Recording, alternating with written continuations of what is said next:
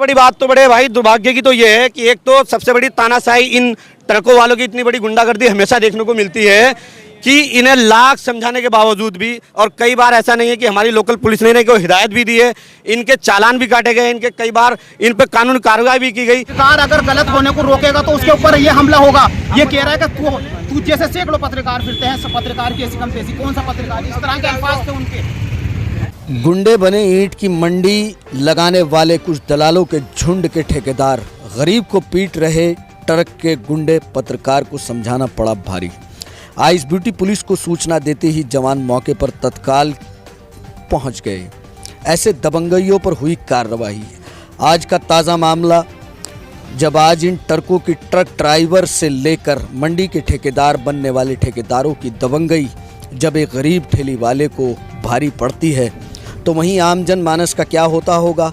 आए दिन इन ट्रक की वजह से कई बड़ी बड़ी वारदातें हो चुकी हैं और समय समय पर पुलिस ने कार्रवाई भी की है।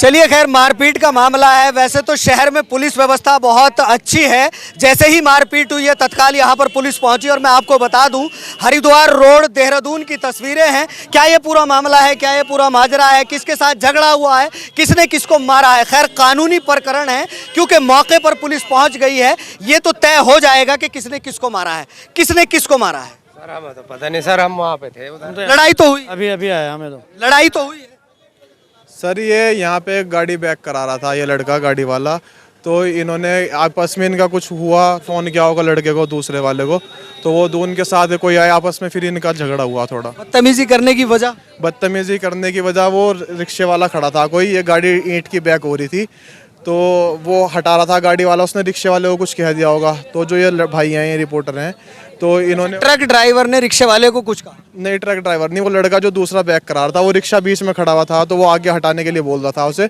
गाड़ी उधर बीच में रोड में खड़ा हुआ था और रिक्शा, तो वो हटाने के लिए बोल रहा था, उसने कुछ बोल दिया होगा उसे गुस्से में। सीधी ये तो बात स्पष्ट हो जाती है कि ट्रक से रिलेटेड मामला है। हाईवे पर, NH हाईवे पर इन ट्रकों का खड़ा होना एक सवालिया निशान भी है, जहां पर लगातार कार्रवाई भी होती रहती है और होती है। लेकिन NH पर सबसे बड़ा सवाल ये उठता है कि ये ट्रक यहां पर क्या कर रहे हैं। चलिए उनसे बात करने की कोशिश करते हैं। क्या मामला? देखिए, मैं पंजाबी कॉलोनी में यहीं रहता हूँ, मैं पेशे से पत्रकार हूँ। अभी ऐसा हुआ कि मैं कहीं जा रहा था, एक रिक्शे वाला जो कि कपड़ा बेचता है, वो गरीब आदमी, वो यहाँ से पार होने के लिए राह देख रहा था। तो एक लड़का है, ये वाला, ये टी शर्ट दिखाइए, ये है लड़का, ये उसके साथ में बहुत बदतमीजी कर रहा था। वो लगा, ओए पीछे हटा, तेरी ऐसी कम नहीं है, ये गाड़ी हटानी, इस तरह के अल्फाज थे। मैं उसके पीछे खड़ा, मैं भी देख रहा था। मुझे एक मिनट पत्रकार साहब, क्या करते हो आप? सर यहीं पे गाड़ी खड़ी होती है, ट्रक खड़ा होता है जी। तो आपने उस रिक्शा वालों को क्या बोला? सर मेरी गाड़ी पीछे बैक हो रही थी, मैंने उसको ये बोला, मैंने कहा भाई थोड़ी सी आगे कर ले, तो बस ये बोला, ये भैया बोलने लगे तू इसे गरीब को क्यों दबा रहा। मैंने भाई दबा रहा क्या, मैंने इसे बोला थोड़ी सी मारा क्यों है, मारा क्यों उनको? तुम्हारे भैया जो वो वाइट टी शर्ट, भाई जी उसे मुझे नहीं पता, मैं नहीं जानता। कौन थे वो? मुझे नहीं पता उसका कौन थे वो? मुझे नहीं पता ये कौन था। चलिए खैर, वो जो मारने वाले थे वो तो जा चुके हैं। एक और पत्रकार यहाँ पर मौजूद है। क्या मामला हुआ?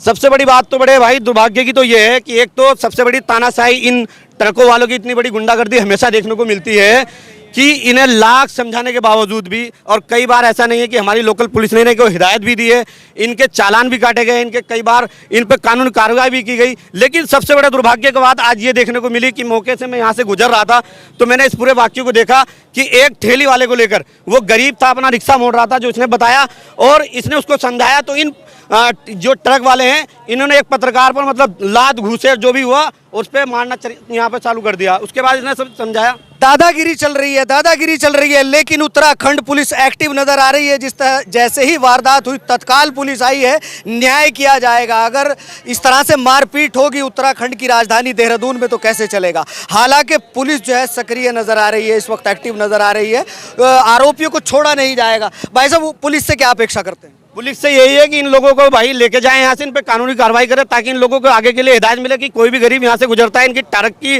कोई ठेकेदारी थोड़ी है, जहाँ इनकी मंडी चलती हो वहाँ लगा जाके, या इन्होंने जहाँ पे लाइसेंस ले रखा हो वहाँ पे खड़े करें। आए दिन लोगों को इनकी वजह से काफ़ी दिक्कतों का सामना, और मुझे भी कह रहा है कि मैं बहुत बड़ा बदमाश हूँ, गुंडा हूँ, तुम नहीं जानते कि ये सारे ट्रक मेरे चलते हैं, तुझे भी जान से मार दूंगा। अभी नाम वाम का कुछ पता? वैसा पता नहीं, अभी मैंने इतना गौर नहीं किया, कौन है क्या, कोई नेम प्लेट तो लगी भी नहीं, कुछ नाम देख लेंगे।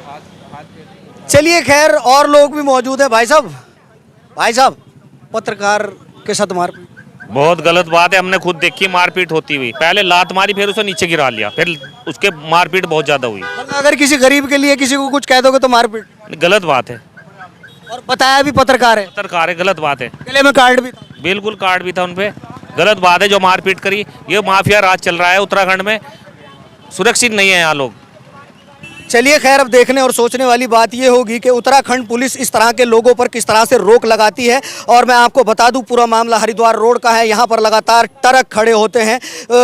पूर्व में भी कुछ खबरें उजागर हुई हैं, हालांकि कार्रवाई भी हुई है, लेकिन उसके बावजूद भी दादागिरी कहें कि एनएच हाईवे पर इस तरह से ट्रकों का खड़ा होना, ईंटों के भरे ट्रक का खड़ा होना, ये एक सवालिया निशान है। जब एक पीछे ट्रक जो है बैक हो रहा था, उस समय की घटना बताई जा रही है कि पीछे की तरफ एक रिक्शा वाला था, उस रिक्शा वाले के साथ उस ट्रक वाले ने बदतमीजी की है जो नीचे खड़ा था।